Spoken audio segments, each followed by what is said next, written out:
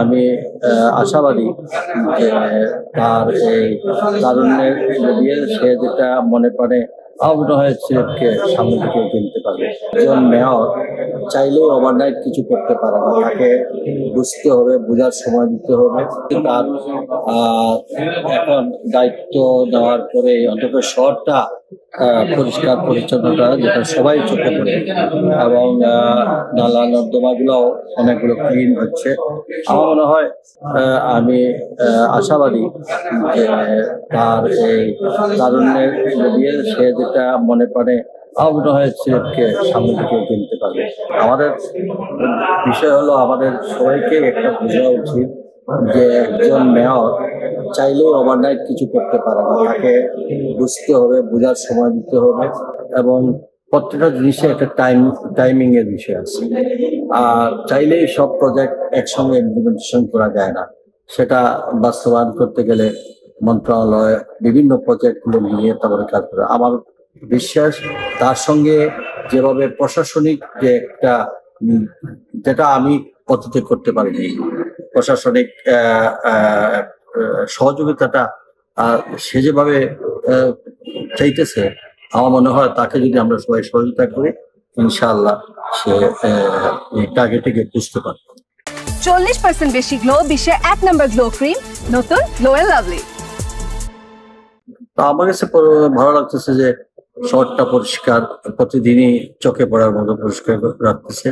নালা নর্দমা গুলোও দেখা যাচ্ছে প্রতিনিয়তই ক্লিন হচ্ছে। তো সামনে তো মাত্র 5 মাস, একটু একটু তো একটা বছর না গেলে, তাছাড়া তার এই স্থানীয় সরকারে তার নতুন যাত্রা, এটাও বুঝতে হবে।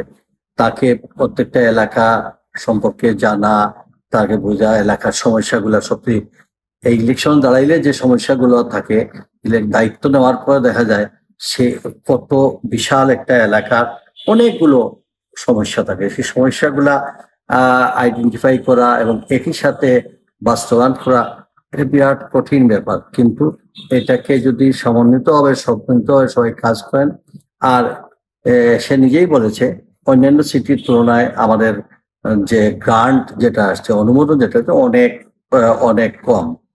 সে তুলনায় মানে আমি মনে করি যেমন সিলেটের পানির সমস্যা, সেটা আজকে থেকে 5 বছর 3 বছর 4 বছর আগেও এই সবকিছু রেডি থাকা সত্ত্বেও আজকে অনুমোদন হইলে পরে এই পিরিয়ডে সে পানির সাপ্লাই দিতে পারতো, কিন্তু সেটা বন্ধ।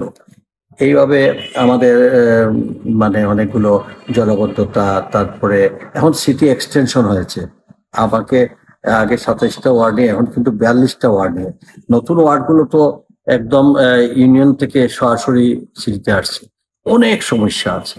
তো আমার মনে হয় পর্যায়ক্রমে ইয়াং এনার্জেটিক আছে, এবং সবচেয়ে বড় জিনিস হচ্ছে সরকার প্রধান শহর, তাদের সঙ্গে তার একটা গুড রিলেশনশিপ আছে, সেটা আমাদের জন্য একটা বাড়তি প্রাপ্তি। আমি মনে করি তাকে আমরা সবাই সহযোগিতা করা উচিত।